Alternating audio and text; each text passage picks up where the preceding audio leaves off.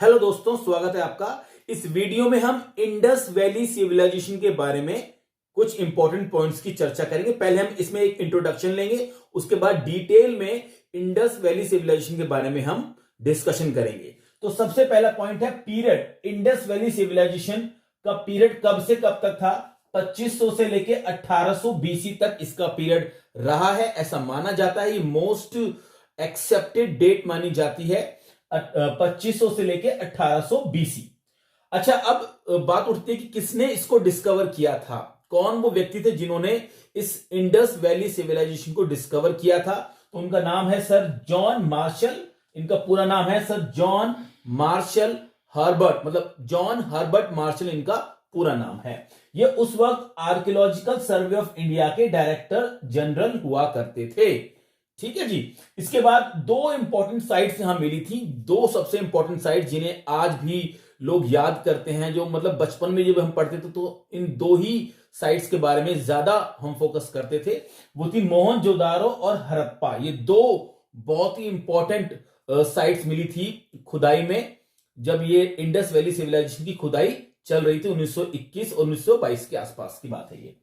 Other name, इस Indus valley civilisation को हम हड़प्पन सिविलाइजेशन भी इसको कहते हैं, इसको कहा जाता है। इसका अदर नेम है हड़प्पन सिविलाइजेशन।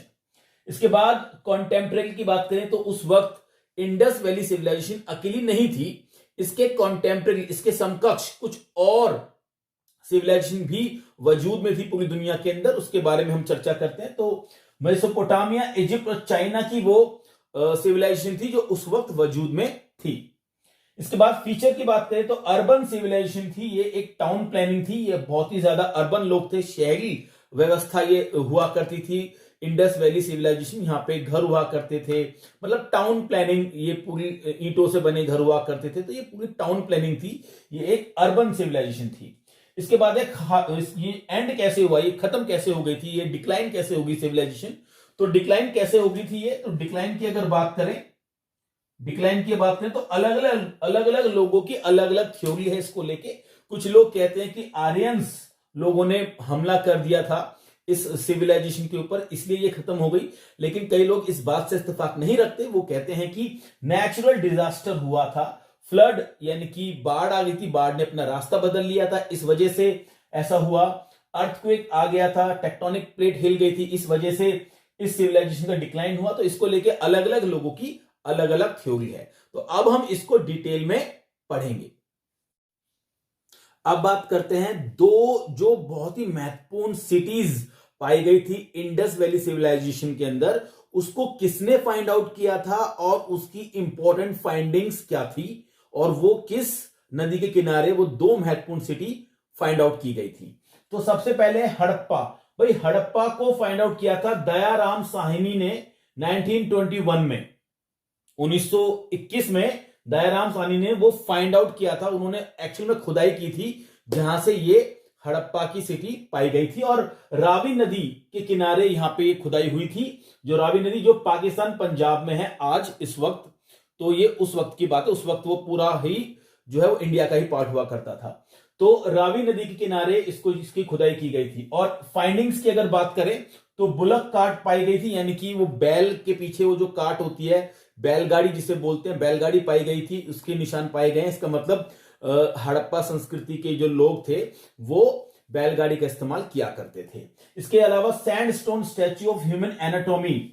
इसका मतलब यह हुआ कि जो ह्यूमन बॉडी है उसकी जो है सैंडस्टोन की एक स्टैच्यू पाया गया था। ये जो इंपॉर्टेंट फाइंडिंग्स थी ये हड़प्पा के अंदर, हड़प्पा सिटी के अंदर थी।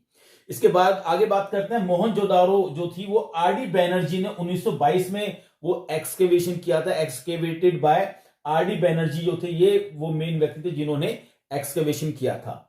अच्छा जी, और ये इंडस रिवर के पास, पाकिस्तान में जो है इंडस रिवर, सिंधु नदी जिसे बोलते हैं, उसके पास ये उसकी लोकेशन थी मोहनजोदारो की। अब मोहनजोदारो की बात करें तो वहां पे क्या इंपॉर्टेंट फाइंडिंग्स थी उसकी बात करते हैं। तो इंपॉर्टेंट फाइंडिंग्स की अगर बात करें तो ग्रेट बाथ, भाई एक बहुत बड़ा एक स्विमिंग पूल टाइप का, मान लीजिए आप, बहुत बड़ा ग्रेट बाथ कहते हैं। ये दुनिया का सबसे बड़ा स्विमिंग पूल भी है ग्रेट बाथ, जो कि जो है तब उस वक्त की हड़प्पन संस्कृति में यानी कि इंडस वैली सिविलाइजेशन में, IVC इंडस वैली सिविलाइजेशन में पाया गया था। यहाँ पे बहुत सारे लोग आके नहाते थे, मतलब एक ये कम्युनिटी टाइप में, मतलब कुछ बाथिंग वगैरह का कुछ सिस्टम था। ब्रॉन्ज डांसिंग गर्ल यहां मिली है, तो उसकी जो है फाइंडिंग्स हुई हैं। सील ऑफ पशुपति महादेव, पशुपति महादेव की सील, ट्रेड करने के लिए जो सील का इस्तेमाल करते थे उस जमाने के लोग, तो जो सील मिली है वो मिली है पशुपति महादेव की। इसके अलावा स्टैच्यू ऑफ बियर्ड मैन, दाढ़ी वाले व्यक्ति की एक स्टैच्यू मिली है वहां पे।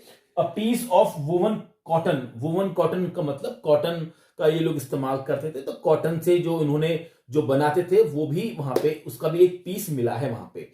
तो ये जो दो महत्वपूर्ण सिटी थी, इन दो महत्वपूर्ण सिटी में ये चीजें मिली थी और इन लोगों ने इसको डिस्कवर किया था। कुछ और इंपॉर्टेंट फाइंडिंग्स की अगर हम बात करें तो हम देखते हैं कि footprints of a dog chasing a cat, कुत्ता भाग रहा है बिल्ली के पीछे, इसके एक फुटप्रिंट मिले हैं चंहूदारों में।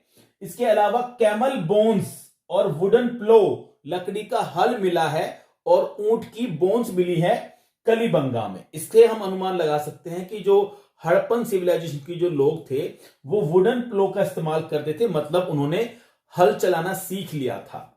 इसके अलावा लोथल में अगर बात करें तो लोथल में चेस प्लेइंग के एविडेंस मिले हैं। वो शतरंज जैसी कोई चीज उन्होंने बना ली थी, वो शतरंज का इस्तेमाल करते थे, खेलते थे, कोई सम फॉर्म ऑफ चेस रहा होगा कोई, ऐसा हम अनुमान लगा सकते हैं। धोलावीरा में उन्होंने पानी को हार्नेस करना सीख लिया, वाटर हार्नेसिंग सीख ली थी, और पानी को रिजर्व करना भी उन्होंने सीख लिया था। यानी कि बहुत ही दिमागदार लोग थे जो कि पानी की अहमियत को समझते थे और पानी को रिजर्व करके रखते थे। अब हम टाउन प्लानिंग और एग्रीकल्चर के बारे में डिस्कस करेंगे। तो भैया बहुत ही शानदार टाउन प्लानिंग करते थे, अच्छे अच्छे शहर बनाते थे। हड़प्पन सिविलाइजेशन के लोग, इंडस वैली सिविलाइजेशन के लोग अच्छी खासी प्लानिंग करने में माहिर थे। इसके अलावा इन्होंने सिटेडल बनाया था जो कि रूलिंग क्लास के लिए था, जो थोड़ा सा ऊपर की तरफ था एरिया था। सिटेडल रूलिंग क्लास के लिए था, और लोअर टाउन जो कि ईंटों से बना हुआ था वो उन्होंने कॉमन पीपल के लिए बनाया गया था। यहां पे कॉमन पीपल रहते थे, कॉमन पीपल यहां पर रहते थे। इसके अलावा बर्न्ड ब्रिक यानी कि पकी हुई ईंटों का इस्तेमाल करते थे घर बनाने के लिए। इनके पास वो टेक्नोलॉजी थी, वो उनके पास सिस्टम था कि वो ईंटों को पकाकर घर बनाया करते थे। इसके अलावा ड्रेनेज सिस्टम इनका काफी अच्छा हुआ करता था, यानी कि पानी की निकासी का जो सिस्टम था, ड्रेनेज सिस्टम इनका काफी अच्छा हुआ करता था। यानी कि शहर के मतलब जो घर होते थे, घरों के बगल में नालियां हुआ करती थी जहां से पानी का निकास संभव हो पाता था। आजकल हम देखते हैं कि इतनी बड़ी टेक्नोलॉजी होने के बावजूद भी आजकल भारत के बड़े बड़े शहरों में पानी भर जाता है, मतलब लोगों को जिंदगी उनकी जो है मुहाल हो जाती है जब बारिश का मौसम आता है तो। लेकिन इनके जमाने में यानी कि इंडस वैली सिविलाइजेशन में ड्रेनेज सिस्टम काफी अच्छा हुआ करता था, ऐसा माना जाता है। इसके अलावा कोर्टयार्ड और बाथरूम भी इन्होंने बना रखे थे। मतलब कोर्टयार्ड यहां यानी कि जो घर है, घर के बाहर आंगन है, वो हड़प्पन सिविलाइजेशन में बहुत ही कॉमन हुआ करता था। घरों के बाहर आंगन हुआ करते थे, उसके चारों तरफ जो है मकान हुआ करते थे। अच्छा जी, अब अगर एग्रीकल्चर की हम बात करें तो हम देखते हैं कि ये वो लोग थे जिन्होंने सबसे पहले कॉटन प्रोड्यूस करना सीखा था। अर्लीस्ट कॉटन प्रोड्यूसर ये लोग हुआ करते थे।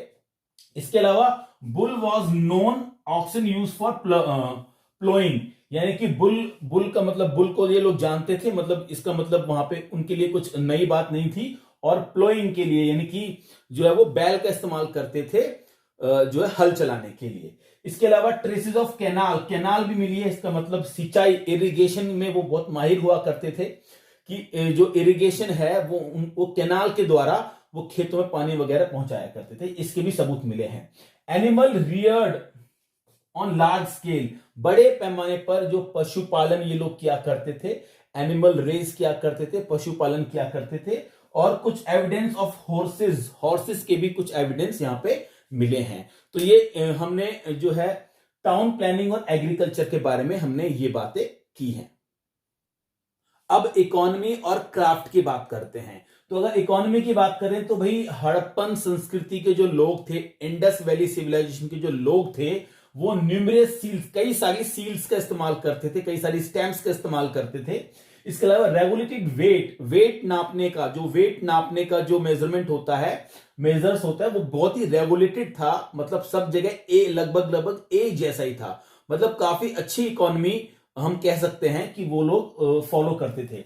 इसके अलावा trade in stone, metal and shells, इनमें वो ट्रेड करते थे। स्टोन में, मेटल में, शेल्स में वो लोग जो है ट्रेड किया करते थे। बार्टर सिस्टम वहां पे हुआ करता था। इसका मतलब आजकल जो मॉनेटरी सिस्टम है ऐसा नहीं था। वस्तु के बदले वस्तु का एक्सचेंज हुआ करता था, जिसे बोलते हैं बार्टर सिस्टम। तो बार्टर सिस्टम उस वक्त वहां पे था। लैपिस लजूली, ये एक बहुत ही प्रेशियस स्टोन होता है, ये इसमें भी डील किया करते थे। और ये माना जाता है कि जो रिच लोग हुआ करते थे, जो रूलिंग क्लास थी, उनके पास ही ये लैपिस लजूली हुआ करता था। क्राफ्ट की अगर बात करें तो ब्रॉन्ज की मैन्युफैक्चरिंग भी करते थे, उसका यूज भी करते थे। मैं लिख देता हूं, मैन्युफैक्चरिंग भी करते थे और उसका यूज भी करते थे। इसके अलावा कॉपर जो है माइंस वहां पे मिली है, राजस्थान के खेतड़ी जगह पे कॉपर की माइंस मिली हैं, तो कॉपर के भी ये लोग जो है वो एक्सकेवेशन किया करते थे। इसके अलावा ब्रिक लेइंग, यानी कि ईंटें बनाया करते थे। और वहां पे क्लास ऑफ मेजन, मतलब राजमिस्त्री जो है उनकी एक पूरी एक क्लास थी, यानी कि ये इस डेक्सटेरिटी थी, ये कला थी उनके पास कि वो मेजन लोगों को की एक क्लास बना पाए। इसके अलावा बोट मेकिंग में जो थे काफी अच्छे थे। बीड मेकिंग किया करते थे, सील मेकिंग किया करते थे, क्राफ्ट में काफी अच्छे हुआ करते थे ये इंडस वैली सिविलाइजेशन के लोग। Jewellery of silver, gold and precious stone की ज्वेलरी भी बनाया करते थे, गोल्ड की, सिल्वर की और प्रेशियस कीमती पत्थरों की ज्वेलरी भी बनाया करते थे। रिलीजन, और पहले रिलीजन की बात करते हैं। तो रिलीजन की बात करें तो अर्थ फर्टिलिटी गॉडेस, ऐसा माना गया है कि हड़प्पन सिविलाइजेशन के जो लोग थे वो अर्थ की पूजा करते थे, जो कि एक फर्टिलिटी गॉडेस, उसको फर्टिलिटी गॉडेस के रूप में अर्थ की पूजा किया करते थे। इसके अलावा अगर मेल डीटी की बात करें तो ऐसा माना जाता है कि एक योगी, सील पर एक योगी मिले थे जिनके 3 सींग, 3 हॉर्न हुआ करते थे। और उसके सराउंडिंग, वो जो योगी थे उनके सराउंड में, उनके आसपास एलिफेंट, टाइगर और रेनोसेरस मिले थे। यानी कि इन तीनों के सराउंड में वो बैठे रहते थे योगी जी, और वो ही उन्हीं को बोला गया था पशुपति महादेव। पशुपति महादेव बोला गया उनको। ऐसा पॉसिबल है कि वो उन्हीं की पूजा किया करते थे।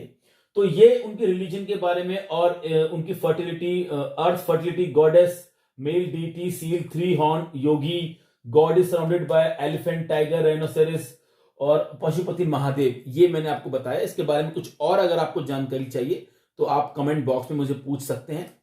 इसके अलावा डिक्लाइन कैसे हुआ, IVC, Indus valley civilization decline कैसे हुई, ये कैसे खत्म हो गई, इसके बारे में अलग अलग लोगों के अलग अलग मत हैं।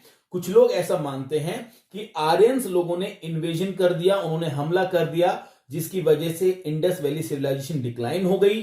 कई लोग कहते नहीं, ऐसा नहीं था, नेचुरल फैक्टर उसके रीजन थे, अर्थक्वेक आ गया था। इसके अलावा कई लोग ये भी कहते हैं कि ड्रामेटिक शिफ्ट इन रिवर, जो नदी थी जिसके किनारे ये पूरी सिविलाइजेशन बसी हुई थी, उस नदी ने अपना रास्ता बदल लिया था, ड्रामेटिक शिफ्ट हो गया था, जिसकी वजह से ये सिविलाइजेशन डिक्लाइन होगी। तो ऐसा कुछ पक्के तौर पर नहीं कहा जा सकता। ये एक डिबेटेबल टॉपिक है कि डिक्लाइन कैसे हुआ था, लेकिन ये मैंने आपको पूरी कोशिश की इस वीडियो में समझाने की कि इंडस वैली सिविलाइजेशन क्या थी और ये कैसे खत्म हुई, और इसके अलग अलग पहलुओं के बारे में, इकोनॉमी के बारे में, ट्रेड के बारे में, क्राफ्ट के बारे में, इन सब के बारे में। अगर आपको कुछ और जानकारी चाहिए इस मैटर के ऊपर तो आप मुझे कमेंट बॉक्स में लिख के बताइए, मैं वो जानकारी आपको प्रोवाइड कराऊंगा। और इसी तरह दोस्तों, अगर आपको वीडियो पसंद आई है तो लाइक कर दीजिए, अगर चैनल पे नए हैं तो प्लीज सब्सक्राइब कर दीजिए, और अपने दोस्तों में इस वीडियो को शेयर करना ना भूलें। Thank you so much.